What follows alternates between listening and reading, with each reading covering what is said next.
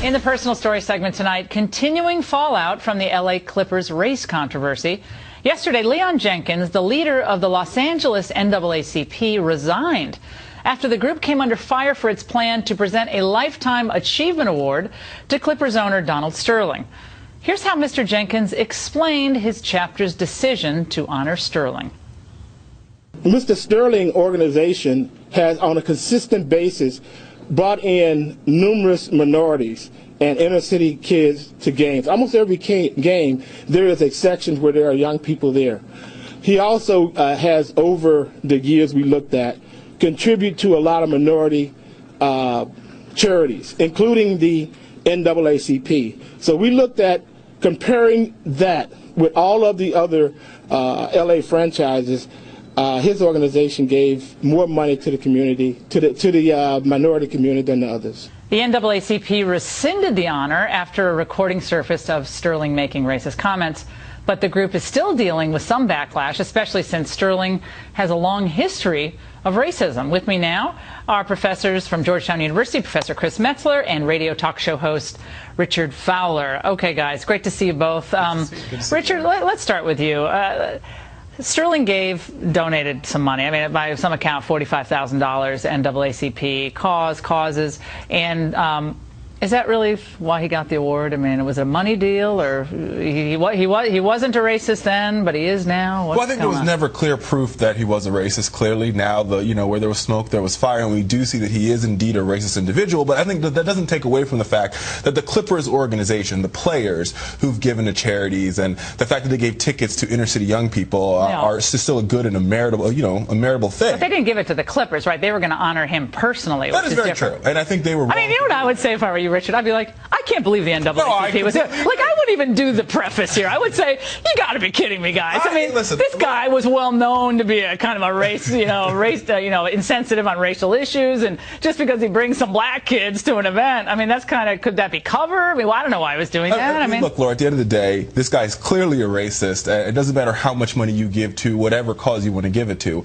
If it looks like a duck and it quacks like a duck, it's a duck, and he's a racist. But it looks like, for the NAACP, I mean, it doesn't look good, right? And I would say it looks like money talks. Yeah, so here's the thing. The thing for me is I'm not sure. Usually I think of a lifetime award as being given once in a lifetime. Yeah, now it's 2 times? Yeah, it's something. It's 2 times. And the first time that he was given the award, that was during the time that he was involved in the litigation relative to blacks and Latinos at the apartment complex. Yeah, housing discrimination, 2006, federal case, Justice Department brought it. They were aware of that. They were absolutely aware of that, and the biggest problem for me with the NAACP is it continues to be what it always has been in the last couple of years, which is it is pay for play. There is no question about it. I beg to differ on that. Well, I think, one, we're talking about one chapter of the NAACP. As a national organization, it's a pretty important chapter, LA, right? It is a big city chapter, but as a national organization, the NAACP has always stood up for the rights of folks to vote, for the education, for ending gun violence. It doesn't matter how much you pay to play. They stand up for the rights of everyday average people. Well, they do stand up for the rights of everyday average people. They also do honor people with Lifetime Achievement Awards. We're talking about one chapter. No. Let's not mix apples and oranges. No, I'm not mixing apples and oranges. I'm very clear. I'm talking about the national organization continues to be a pay-for-play organization. The national organization is very distinct from what's happening in the localized LA chapter. Let me get to another point here, though, because I think one thing that has happened in some of these advocacy groups, and I know it happens to some extent on the right and the left, but the NAACP was started as an organization to help, black people, and without regard to political party, right? I mean, it really has turned out in so many ways to be a purely partisan organization. And I'm raising this not because I'm bashing Obama, but factually, objectively speaking, how have blacks done under the Obama administration economically? How do you think they've done, Richard? Well, listen, I think there's clearly. And how does that reflect on Barack Obama? Well, I think there's definitely room for improvement, right? I think 11 point. Let me make it clear for you, because 11.9% unemployment. No, I hear the lowest participation rate in the workforce, rock bottom, lowest ever recorded, May 2nd, 2014. Wouldn't the NAACP be, I mean, out in the streets if this were a Republican president that was presiding over this type of economy for all Americans, including Black Americans, hardest hit? Well, but Obama gets a pass, doesn't he? I'm not sure that Obama gets a pass on this, and I think we've seen the NAACP come out against his president multiple times for things that he's done wrong. When?